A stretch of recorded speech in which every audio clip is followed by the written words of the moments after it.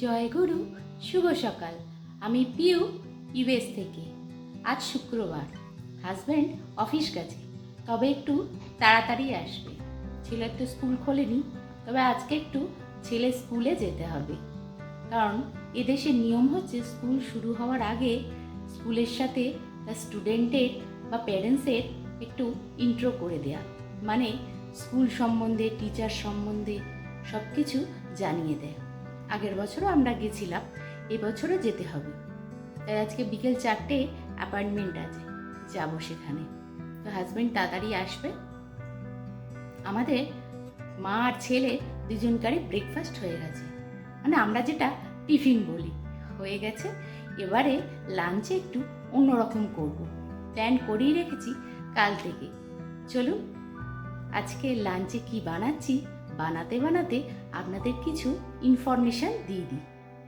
অনেক বন্ধু আমাকে জানিয়েছে, এবং আমারও চেনাশোনা অনেক বন্ধু আছে যারা জানতে চেয়েছে ইউএসএ আমরা যে থাকি, এখানে 1-1.5 বছর হয়ে গেল, কত খরচা মাসিক। তাই সেই খরচার হিসাব আজকে আপনাদের কাছে তুলে ধরব। একটা কথা বলি, আয় আপনার সীমাবদ্ধ থাকলেও ব্যয় কিন্তু একদমই তা না। ব্যয় আপনার ইচ্ছে মতন আপনি কমাতে বা বাড়াতে পারেন। কমানো তো সম্ভব হয় না, বেড়েই যায়। চলুন গল্প করতে করতে আর লাঞ্চ তৈরি করতে করতে আপনাদের বলি আমাদের মাসিক খরচা এদেশে কত। দেখুন, এটা হচ্ছে কাল রাতের ভিডিও। এই যে এটা আমি ভিজিয়ে রেখেছিলাম সকাল থেকে। চাল আর ডাল, 1 বাটি চাল, সিদ্ধ চাল, আর বিউলির ডাল 1/2 বাটি। এটা সারাদিন ভেজানো ছিল, রাতের দিকে আমি এটা পেস্ট করে নিচ্ছি। এই ভিডিওটা আমি কাল রাতেই করে রেখেছিলাম, আজকে আপনাদের সামনে তুলে ধরছি। এই যে স্মুথ একটা ব্যাটার তৈরি করে নিচ্ছি। আপনারা হয়তো এবার টের পেয়েছেন আমি কি করতে চলেছি। হ্যাঁ, ঠিক ধরেছেন, আমি আজকে ইডলি করব। ইডলির জন্যই এটা কাল রাতি থেকে আমি প্রসেস করে রেখেছিলাম। ইডলিতে তো জানি চাল ডাল একটু ভিজিয়ে বেটে রেখে দিলে দারুণভাবে ফোলে। আগে অবশ্য আমি ইডলি কোনোদিন করিনি, ধোসা অনেকবারই করেছি বাড়িতে। তো ইডলিটায় একটু ভয় ভয় ছিলাম, দেখি কিরকম হয়। সঙ্গে থাকুন আর দেখতে থাকুন বাড়িতে ইডলি কিরকম হয় আমার। ঘনত্বটা দেখছে, এরকমই ঘনত্ব থাকবে, তবে এটা কালকে সকালে আরো ফুলে যাবে। দেখছেন, এটা আমি সারা রাত ঝুড়ি চাপা দিয়ে রেখে দিয়েছিলাম। এই দেখুন আজ সকালে কিরকম ভাবে ফুলে উঠেছে। কিচ্ছু দিইনি, চাল আর ডালটা বাটা আর অল্প স্বাদ মতন নুন দিয়ে দিয়েছি। চলুন এটা এখন চাপা দিয়ে রাখি। প্রথমে করব সাম্বার। তার আগে দেখিয়ে দিই, এই যে ইডলি খাবো বলে ইন্ডিয়ার বাজার থেকে এই ইডলি স্ট্যান্ডটা কিনে এনেছি। দেখছেন, অনেকদিন ধরেই এম করছিলাম এটা কিনে আনবো, কিন্তু সাহসে কুলাতে পারছিলাম না কতটা কি পারবো।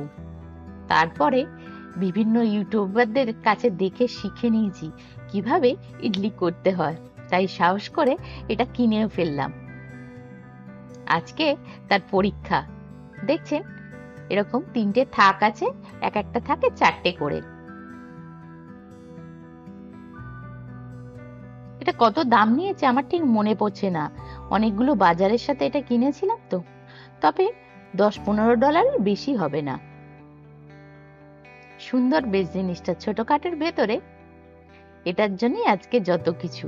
চলুন গল্প গল্প করতে করতে করে ফেলি লাঞ্চটা, আর আপনাদের সঙ্গে এই হিসাবটা দেখিয়ে দিই।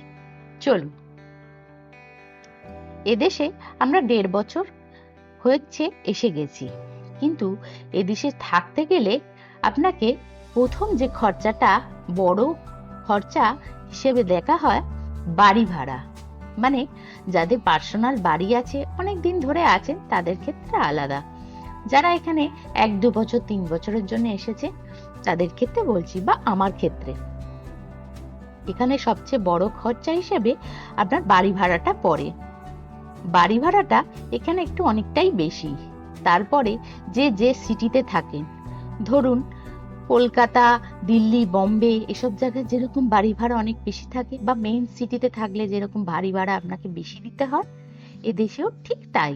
আপনি যেরকম জায়গায় থাকবেন, যদি একটু গ্রামের দিকে থাকেন আপনি বাড়ি ভাড়া কম পাবেন। বা এখানে বাড়ি ভাড়া বিশেষত আপনার স্কুল ডিস্ট্রিক্ট হিসেবে এখানে দেখা হয়, মানে ভালো স্কুল থাকলে, হাই স্কুল বা ভালো স্কুলের জন্য এখানে বাড়ি ভাড়া বিভিন্ন রকমের হয়ে থাকে। তো আমরা যে বাড়ি ভাড়াটায় থাকি, মানে আমরা অ্যাপার্টমেন্টে থাকি, তো সেই অ্যাপার্টমেন্টে মাসিক আমাদের ভাড়া হিসেবে দেয়া হয় $1700, 1700। এটা হচ্ছে শুধুমাত্র বাড়ি ভাড়া। 2 BHK রুম, একটা বাথরুম, কিচেন যেরকম হয়। আপনারা তো দেখেছেন আমরা কিরকম বাড়ি ঘরে থাকি, সেটার জন্য আমাদের মাসিক দিতে হয় $1700। এর সঙ্গে তো আনুষঙ্গিক অনেক খরচাই আছে এই বাড়ির পেছনে। ধরুন ইলেকট্রিক বিল, গ্যাসের বিল, ওয়াটার বিল। ইলেকট্রিক বিল হিসেব করলে দেখা গেছে আমাদের পার মান্থ $50 দিতে হয়। তাছাড়াও গ্যাসের বিল, ওয়াটার বিল এগুলো তো আছে। সব একসাথে টোটাল করলে আমাদের এই বাড়ির পিছনেই খরচা হয়ে যায় $2000। $2000 খরচা হয়ে যায় শুধু বাড়ির পিছনেই। এটা ইন্ডিয়ান হিসাবে দেখা গেলে দেখা যায় 1,70,000 কাছাকাছি খরচা। এটাই হচ্ছে সবচেয়ে বড় খরচা এদেশে। এরপরে বড় খরচা হিসেবে ধরা হয় এখানকার যেটা সবচেয়ে প্রয়োজনীয়, মানে গাড়ি। এখানে তো জানেন পাবলিক ট্রান্সপোর্ট একদমই নেই, খুবই কম। তো সেই জন্য আপনাকে গাড়ি নিতেই হবে। সে যদি আপনি গাড়ি কিনে নেন সে একটা খরচা, আর নইলে আমরা যেরকম রেন্টাল নিই সেই একটা খরচা। তো রেন্টাল হিসেবে আমাদের গাড়ির পিছনে $1000 রেন্ট দিতে হয় পার মান্থ। তারপরে আপনি যে গাড়িতে তেল ভরবেন, মানে পেট্রোল, এখানে অবশ্য গ্যাস বলে, সেটার পিছনে আপনি দূরে কোথাও না গেলে মাসিক ধরুন খরচা হিসেবে $400 আপনার খরচা হয়ে থাকে। এটা বলুন অফিস টু বাড়ি বা স্কুল বা ছোটখাটো অল্প জায়গা বা বাজারঘাট এসব করতে আমাদের $400 মাসে খরচা হয়। এরপরে আপনি যদি দূরে কোথাও যান সেগুলো কিন্তু আলাদা খরচা। এটা গেল গাড়ির পিছনে খরচা। এরপরে সবচেয়ে প্রয়োজনীয় জিনিস হচ্ছে ফোন। এখন তো জানেনই একটা মানুষের একটা ছেড়ে দুটো করে ফোন। আমাদেরও অবশ্য দুটোই ফোন আছে, যেহেতু ইন্ডিয়ার একটা ফোন আমাদের কাছে থাকে, সেটা ইন্ডিয়ার লোকেদের বন্ধু বান্ধব, আত্মীয় স্বজন, বাবা মা, পরিবার পরিজনের সাথে কথা বলার জন্য। আর একটা হচ্ছে এখানে কাজকর্ম, এখানকার বন্ধু বান্ধব, এখানকার লোকজনের সাথে যোগাযোগের জন্য এখানে তো ফোন লাগবেই। তো সেক্ষেত্রে বা ছেলের স্কুলের নাম্বার সব তো এখানকার নাম্বারের সাথে যোগ। সেই হিসেবে আমাদের বাড়িতে হাজবেন্ডেরটা অফিসই দেয়, মানে যে বিলটা ওঠে সেটা অফিস দেয়, কিন্তু আমার এবং ছেলের যে ফোনটা আছে সেটা বাবদ খরচা ধরুন $50 মাসিক। এরপরে হচ্ছে ইন্টারনেট বিল। আপনাকে ইন্টারনেট তো এখন সব জায়গায় আপনারা জানেন ইন্টারনেট নেসেসারি। তো ইন্টারনেট বিল বাবদ আমাদের $75 বিল আসে। এ তো হয়ে গেল বাড়ি, গাড়ি, ইন্টারনেট, বিভিন্ন রকমের বিল। এরপরে আসে গ্রসারি, মানে খাওয়া দাওয়া। খাওয়া দাওয়া এখানে অবশ্য আমাদের মানে হিসাব করলে দেখা যাচ্ছে সেই তুলনায় খরচাটা একটু কমই হয়, যেহেতু আমরা ভেজ খাই। তবুও যে খরচাটা আমরা করি সেটার হিসাব আপনাদের তুলে ধরছি। এখানে গ্রসারি খরচা আমি হিসাব করে দেখেছি, পার উইকে আমাদের $200 মতন খরচা হয়।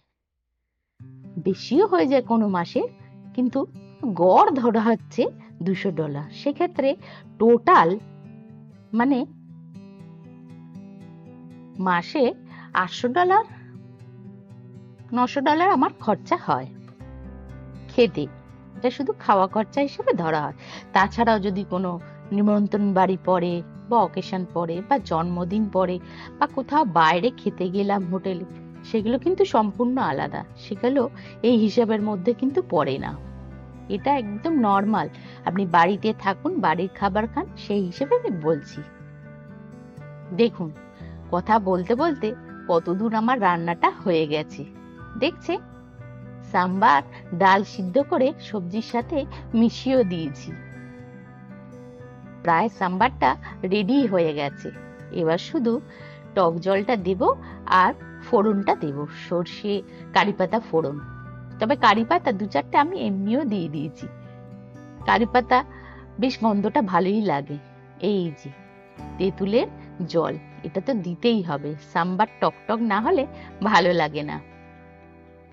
দেখছেন, এটা ফুটতে থাকুক, পাশে তাওয়া বসিয়েছি, ফোড়নটা দিয়ে নিই। চলুন, আমার মাসিক খরচা কত সেটা তো বললাম। এছাড়াও কোনো আপনার ছেলে মেয়ে যদি কিছু এক্সট্রা কারিকুলাম শেখে, সেই হিসেবেও আপনার একটা খরচা আছে। যেমন আমার ছেলে ড্রাম শেখে, সেই হিসেবে এখানে তো সব ঘন্টা হিসেবে পয়সা, তো আমার ছেলে উইকলি আধ ঘন্টা মানে 30 মিনিটস ড্রাম শেখে, তো সেই হিসেবে মাসে $150 সেখানে দিতে হয়, সেই একটা খরচা আছে। আর আমি ধরেই নিচ্ছি আদার্স খরচা তো থাকেই। আজকে এই জলের বোতল লাগবে ছেলের, আজকে এই পেন লাগবে, আজকে এই জুতো লাগবে, সেসব খরচা তো আছেই। সেগুলো ধরে নিজেদের প্রয়োজনীয় জিনিস টুকটাক যদি আমি কিনি, $500 থেকে $600 আমার খরচা হয়েই থাকে প্রত্যেক মাসে। এটা হিসাবের মধ্যেই পড়ে যায়। তো সব হিসাব টোটাল করে আমি দেখেছি মাসে আমাদের $5,000 খরচা হয়। এর কমে আমরা কিছুতেই করতে পারি না। অনেক চেষ্টা করি জানেন একটু কম খরচায় চালাবো, কিন্তু হয় না। এই খরচাটা আমাদের হয়েই থাকে। তাছাড়াও যদি এবার কোথাও ঘুরতে যাই, মনে করুন মাসে একবার বাইরে কোথাও রেস্টুরেন্টে খেলাম, বা কিছু ড্রেস পছন্দ হলো, কিছু পছন্দ হলো কিনলাম ঘরের জন্য, সেগুলো তো আলাদা আছে। এই যে হিসাবটা দিয়েছি $5,000, এটা একদম সাধারণভাবে আমরা যদি থাকি 1 মাস, তাহলে এই খরচাটা আমাদের হয়ে থাকে। তবে আপনারা কেউ নিজেরা এখানে যারা আছেন ভাববেন না, কারণ এর থেকে বেশি খরচাই মানুষে করে। আমরা এটা খুব কমের মধ্যেই সংসারটা চালাই, যেহেতু যার যেরকম ইনকাম সে সেইভাবেই চালাবে, তাই না?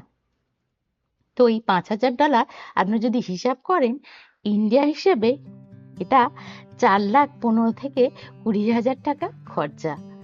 ভাবতে পারেন মাসিক খরচা 4,20,000 টাকা। কিন্তু এদেশে জানেন প্রচুর পরিমাণে খরচা দিতে হয় আমাদের ট্যাক্সের জন্য।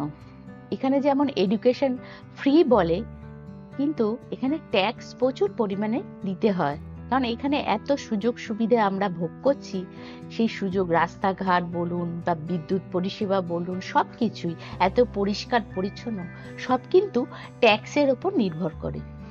প্রচুর পরিমাণে এদেশের গভর্নমেন্ট ট্যাক্স নেয়, সেই ট্যাক্স দিয়ে এরা এইসব পরিষেবা আমাদের দিয়ে থাকে। যাই হোক, যে দেশে যেরকম নিয়ম মানতে তো হবেই। দেখুন, কথা বলতে বলতে ইডলি ব্যাটারগুলো আমি এই খাপের মধ্যে দিয়ে দিয়েছি। এবার একটি পাত্র বসিয়েছি, পাত্রের মধ্যে এটা দিয়ে দেব। 10 থেকে 15 মিনিট স্টিম করলেই আমার ইডলি রেডি একদম। দেখছেন জল মোটামুটি ফুট এসে গেছে, এবার দিয়ে দিই। গ্যাসটা একটু কমিয়ে দিচ্ছি, নইলে এত ভাপ বেরোচ্ছিল হাতে ভাপ লেগে যাবে।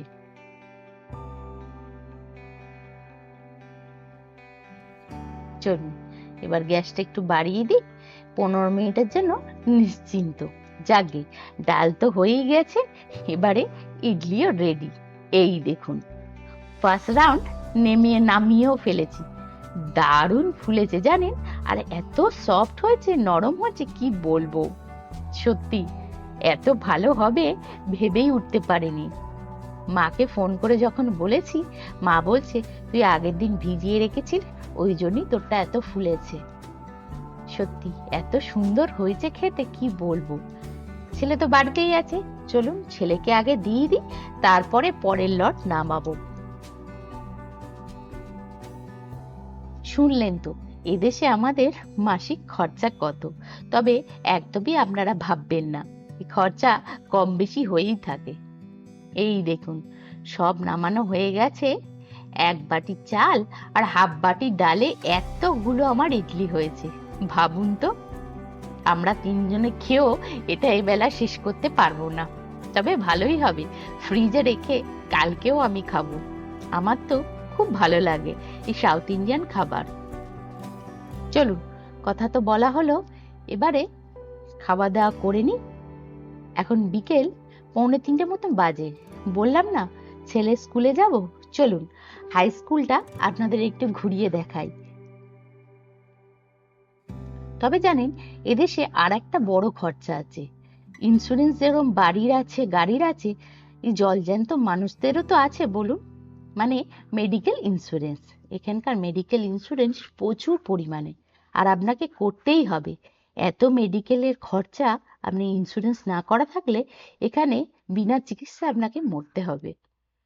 কিন্তু যেহেতু আমার হাজবেন্ড কোম্পানির হয়ে এসেছে এদেশে, সেহেতু মেডিকেল ইন্স্যুরেন্সটা কোম্পানি বেয়ার করে, সেক্ষেত্রে এই খরচাটা আমাদের একদমই হয় না। যারা এখানকার অধিবাসী বা এখানকার এমপ্লয়, তাদের কিন্তু মেডিকেল ইন্স্যুরেন্সের প্রচুর পরিমাণে টাকা দিতে হয়, সেক্ষেত্রে এই খরচাটাও কিন্তু তাদের দ্বিগুণ হয়ে যায়।